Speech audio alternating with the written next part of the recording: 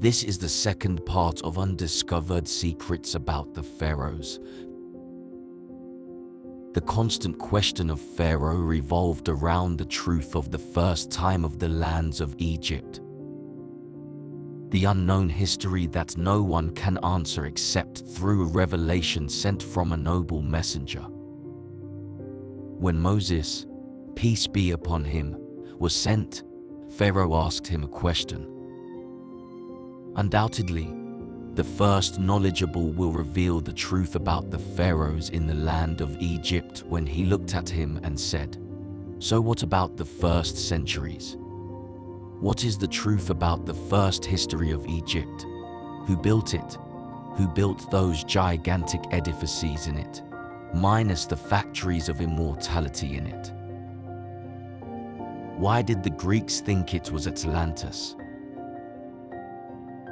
And the most important question is, were the pharaohs really the ones who built that up?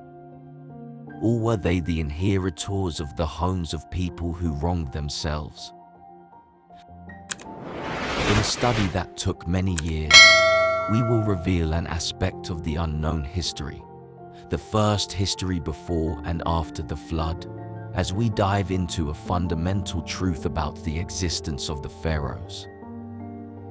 And its reality at that time was the time of the first civilization in the era of Adam, up to the era of the Egyptians with a whiff. Many scholars of early history, before and after Islam, did not disagree that Egyptian history dates back to tens and tens of thousands of years, from Herodotus and Berlin and Indurus to Al-Suyuti, Al-Adarisi, Al-Makasi, and Ibn Kathir al-Damaski all wrote that the age of the Nile Valley civilization is deep in the past, and not just a few thousand from the years, as today's teachers claim. In the 5th century BC, the Greek historian Herodotus was roaming among nations and regions to collect some details about an unknown history, the history of the first era, from the largest libraries of the earth at the time. And when he arrived in Egypt, he was deeply shocked. Not because of the torches of fire that are known today as the pyramids, but because of the whispers of the wise men of the Egyptian city of On about the feet of the first date. The first Islamic scholars were the first to confirm the depth of the first and unknown history. In the Umayyad era, the pyramids were opened and studies were discussed. So a large part of them was transferred to French libraries that archived and preserved them in a prestigious place. And upon the arrival of Napoleon Bonaparte to occupy Egypt, he carried with him many scholars of history and investigation. So their discoveries proved that the civilization of the Nile Valley dates back to tens and tens of thousands of years. And these facts, it contradicts the Talmud and exposes its forgery. The church hastened to fight it alongside the Jews in order to nullify the account of the unknown history. That mysterious era in the first time, and he declared that the civilization of the Nile Valley was nothing but a civilization of successive civilizations whose age did not exceed a few thousand years. So the time passed until the dawn of the second millennium from the date of birth. In one of the mountains of Upper Egypt, known as Tel Termis, which belongs to the center of Kina, the remains of a child's skeleton dating back 50,000 years were found. Many archaeologists came out by saying that the presence of bone remains dating back thousands of years is not sufficient evidence for the existence of a civilization at the time. A short time later, another structure was found in the Egyptian Sohag, which was called a human being, Nazla Qadr, dating back 35,000 years, and both of them are now preserved in the Museum of Civilization. In S1, a group of structures dating back 18,000 years were also found, The question arises for every sane person who freed his thought from the chains of intellectual enslavement.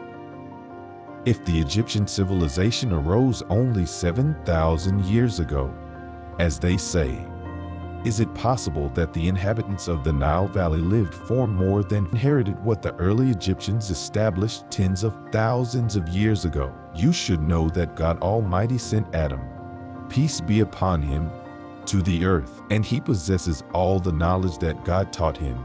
And there is no human being in the cave. However, the first humans were more like animals, and they are from the evolution of monkeys. God Almighty told us in his book that he taught Adam all ignorance and primitiveness, as the people of misguidance claim, but was on direct divine knowledge from Zen to this day. We know from him only what God wanted us to know. Al-Masudi al-Idrisi and Ibn Kathir mentioned that at an unknown time in history, some of them say that it is a period that dates back to before the great flood of Noah, and others to what follows it. However, at that time, the first Egyptians, the owners of the first time in the Nile Valley, established a civilization the likes of which history had not witnessed. And when we say the first Egyptians, we are referring to a period that dates back to tens of thousands of years before the era of the pharaohs.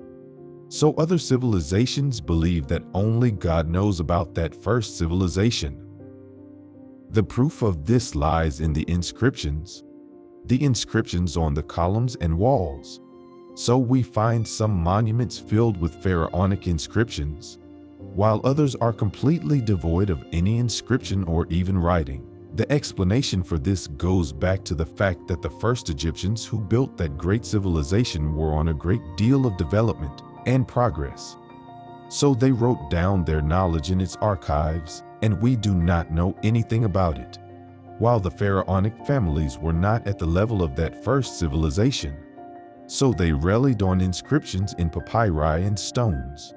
And the evidence for that is the Great Sphinx, which is considered one of the wonders of the world in praise and edification.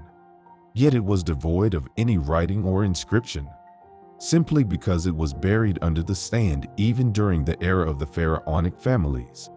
So it was devoid of any inscription or mark, which is confirmed by archaeologists today. This fact also confirms that the pyramids, temples, and edifices date back to much before the era of the pharaohs. Looking at our civilization today, we don't see engineering building designs engraved on the structure because we keep these sciences either in books or electronic storage media, so the people of the first time preserved their sciences in a way that we do not have any information about. And on to the next episode. My regards. Gamil El Shorbagy.